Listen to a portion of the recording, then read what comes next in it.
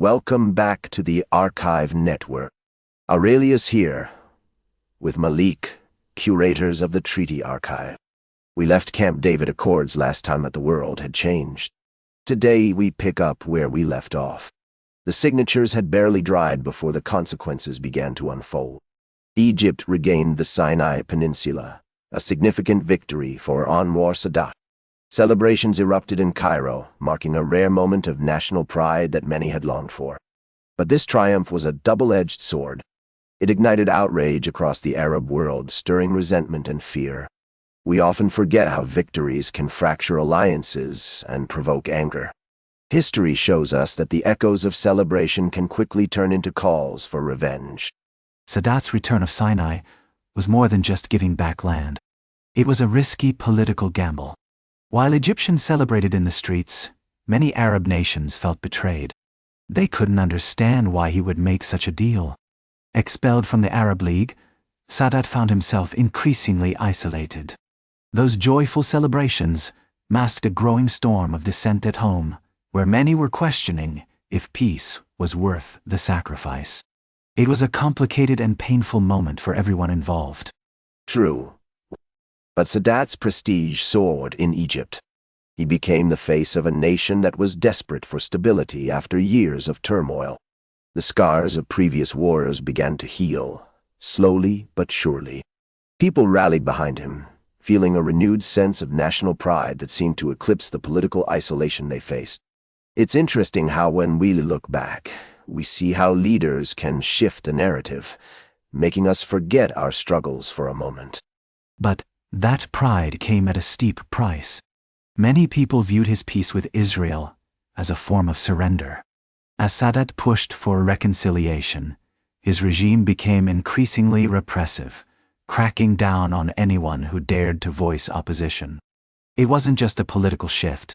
It affected countless lives. The cost of peace often falls on those who never even signed the treaties. Families lost their loved ones, and communities were silenced, all in the name of a fragile peace. The U.S. quickly capitalized on this new alliance. Aid poured into Egypt, billions in military and economic assistance. We weren't just handing out money. We were investing in a future we believed in. American influence deepened, reshaping Egypt's landscape in ways that would echo for generations. Look at the infrastructure, the military partnerships. This isn't just charity. It's strategy. When we see potential, we move decisively, and that's how empires secure their interests. But that investment came with strings attached. Egypt ended up as a pawn in a much larger geopolitical game. It wasn't just about modernizing infrastructure. It was about control over the region's politics. Sadat's peace deal didn't just open doors for some. It shut others completely, leaving many feeling betrayed. Families were uprooted, and communities were divided. Yes, there were benefits, but the human cost was real. Lives were impacted in ways that still echo today. In Israel, this treaty marked a significant breakthrough. For the first time, an Arab nation officially recognized Israel's right to exist, which was no small feat. As a result, security along Israel's southern border improved significantly. Military planners, freed from the constant worry of this particular front, could now redirect their focus to other threats looming on the horizon. This shift allowed for a more strategic approach to defense, reminding us that the landscape of power is always changing. Yet, the withdrawal from Sinai was fraught with tension and deep heartache. Families were uprooted, their homes destroyed overnight. You call it a breakthrough, but for so many Israelis, it felt less like progress and more like a painful concession. Children watched their neighborhoods vanish, and parents struggled to explain why. The price of peace is often paid by the innocent, and in this case, it was ordinary people who bore the burden. Their stories deserve to be told. It was a complex mosaic, really. The international community watched with cautious optimism. The Camp David Accords demonstrated just what diplomacy could achieve when all parties are willing to engage. Trade agreements flourished, tourism surged, and cultural exchanges blossomed between Egypt and Israel. We witnessed a gradual shift in relationships as people began to connect on a personal level.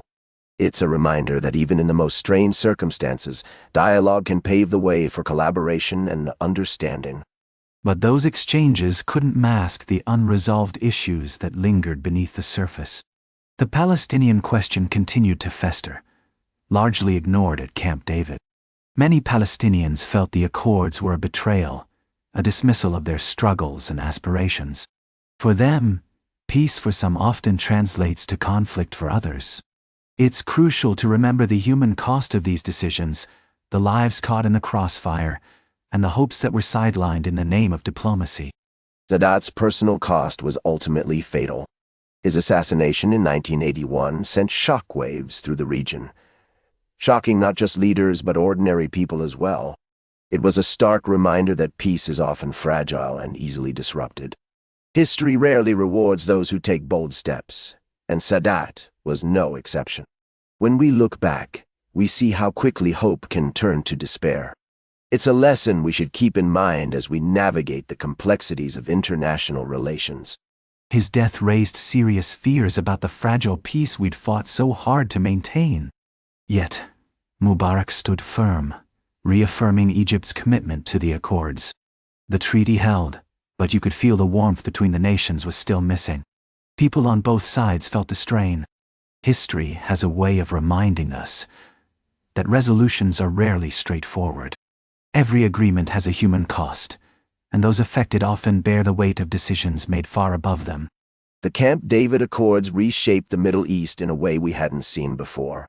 Alliances shifted dramatically, and new possibilities emerged on the horizon. But let's not kid ourselves. Unresolved tensions and long-held grievances are still festering. The true test of peace, as history teaches us, lies in its endurance. Will these new agreements hold up under pressure? Time will tell. We need to keep our eyes on the developments as they could change everything once again. That's where we leave it this time. Camp David Accords continues. The story isn't finished yet. Find the full series on the Treaty Archive, part of the Archive Network.